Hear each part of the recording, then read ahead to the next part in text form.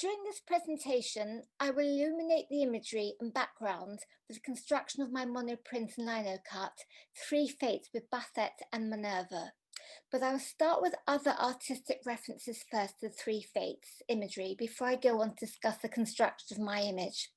The first one here, which is a Greek sculpture, the image is courtesy of the Happy Quitter from a Greek newspaper. I don't know what size it is or anything else about it, but it's got the Three Fates, and I will go on a bit later to discuss in a bit more depth about the Three Fates. You have Clotho here, who spins the thread of life. You have Atropos, or the inevitable, that cuts it, and then Lachesis, who measures the thread of life here. There's also the symbol here, which is a bit like a salt cellar that will run, and when that's empty, then your life is finished. And also I think there's an owl here, which to me represents a feeling, the idea of being wise. I'm not really sure who this little character is here. The next image is at the V&A, and it's a very big tapestry, about 2 meters by 2 meters. Again, the Three Fates, really beautiful with lots of plants and flowers here. And again, you've got the Three Fates here, and then you have death or chastity here at the bottom. When I was writing this, I thought it'd be really great for people to go and see it, but of course it's closed again at the moment, but it's really, really stunning. The next image here is the same imagery of the Three Fates, a Henry Moore tapestry from 1984. You've got Clotho, Lachesis, and Atropos. This is made of wool and linen, and I just think really beautiful, very, very soft colours, where he's just used sort of greys and blues and browns in this print, in this tapestry. This is my monoprint, one of the sets of monoprints about this the Three Fates. Why have I done this print?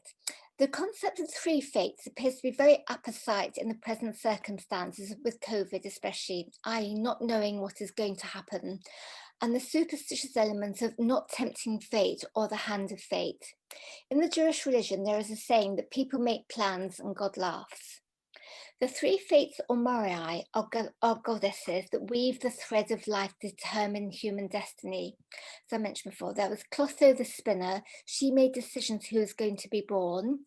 Lachesis measured the thread of life, and Atropos, or the inevitable, cuts it. The Three Fates were the children, 3 of the 6 children of Zeus, and the goddess Themis, who was the goddess of law. Their siblings were the Ori, or hours. I have portrayed them coming out of a pithos, or jar, which is an image I used in previous work when making images of Pandora's box. The images on the left and right in magenta are reverse prints of the Egyptian god Bastet, the Egyptian goddess of domesticity and femininity. The central image is the Greek goddess Minerva, the goddess of wisdom, art, medicine, and strategic warfare. The image is made, I'll just carry on to the next one here. This is just the image, this is what I'm going to be talking about, development, the monoprint, and relevant watercolors. It's the same print. So now the construction of the print. I use a cardboard template here, using corrugated cardboard just to give different effects, which I then ink up and make a series. I usually make only about 4 to 5 monoprints in series, and then I work on them separately. This is the pithos, or the Greek vase. This is from the British Museum, and this is the one that I used in the lino print. This is Minerva. As I mentioned, she was the Greek goddess of creativity, medicine, and non-confrontational warfare. She burst out of her father's head, Zeus, fully dressed for battle. Often Minerva is depicted with the rod of Asclepios, a snake. Asclepios is the Greek god of medicine, and the universal signage for medicine is a 2-headed snake curled round a staff. Interestingly enough, in the British Medical Journal, there is a page called Minerva where medical professionals write short research articles. Can everybody still hear me okay? Yes, I can. Yeah. Yeah. This is Bastet, the Egyptian cat goddess. The Egyptians mummified their cats and were often buried with them. Bastet is the goddess of home domesticity, femininity, and fertility. She was also the goddess of the moon. Bastet is often represented as having a human female body with a cat's head. And the reason I used this image in this particular series of prints was my own cat was dying, and I thought if I appease the gods and goddesses, he may not, but unfortunately he did. It was too late.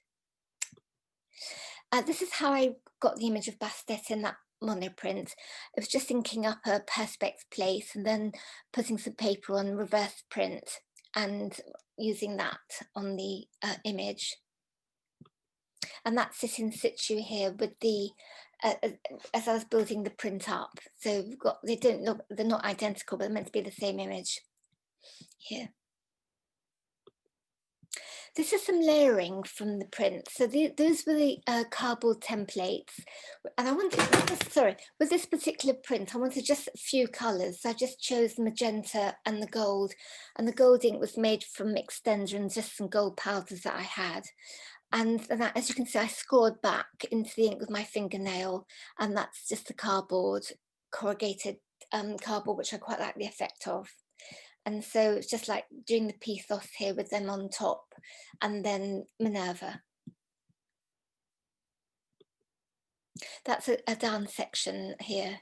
And that's also reverse printing of some Greek pillars. This is another series of three fates that I did, and I think I had one of these in the show in Hampstead. This is using the Colour Go Safe ink, and I like those because they're as you probably know, you can use them with washes. They become very transparent and watercolorish, and also give quite an illusionary effect. And then this is using some gold, and this is like gold leaf, and it's just aluminium foil that I stuck on, and some more relief printing here.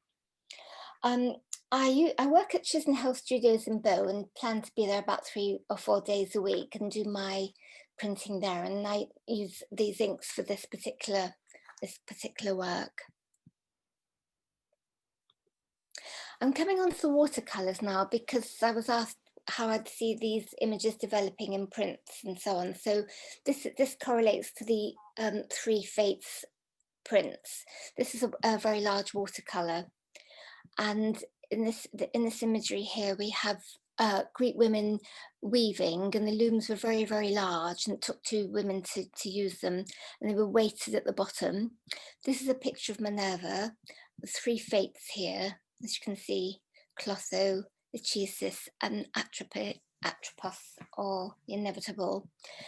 Here is Hestia, the goddess of home and hearth, and this is Hera, who was her mother, and she was also Zeus's sister and wife. And in her hand is a pomegranate, which is a symbol of fertility. The mollusk here, there's a little creature in there that secretes a mucus, which the Greeks used to make a purple dye, plus flax, which would make a blue dye, and madder. And then you've got and then there's a dead person here.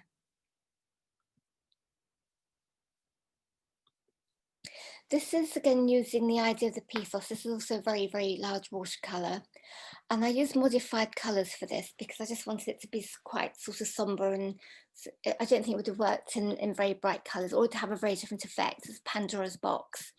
And here you've got all the evils of the world coming out, and you've got metastasing cancer cells here, refugees on boats in very rough seas, people's houses being bombed, devastation here, and all the evils of the world. And then you've just got hope, that a bird here that had golden wings. But it's the idea of the pathos or the box from Pandora. This is another very large watercolor of the river Styx. And this is, as you probably know, that ran between Earth and the underworld, or Hades. Sharon here was the boatman, and a coin was given and put in or on the dead person. These are all the dead people going to the underworld, sort of Hades or the underworld. There is Cerberus, which is a three-headed dog, or the hound of Hades, which prevented the dead from leaving. And there's all the dead souls here, all sort of dead fish in the sea, in the river Styx, and all the foliage and everything being burnt and and dead. And on the other side here we have birds and flowers and pomegranates, symbol of fertility and all the very good positive things about the earth. It's actually reminded me after I did a bit about the tapestry that we saw, the three fates. This is the last one of this series, and this is about Eilithyia, the goddess of childbirth. She was one of the daughters of Hera, who's here. And also Hera always had a peacock feather. This is a picture of Eilithyia on a Greek vase that I saw at the British Museum. And with a very big pomegranate here to symbolise fertility and life. And this is, as you can see, a rather large placenta. These are watercolours. And I made the fetus as a wax resist. So, and this is what I thought Eilithyia might look like.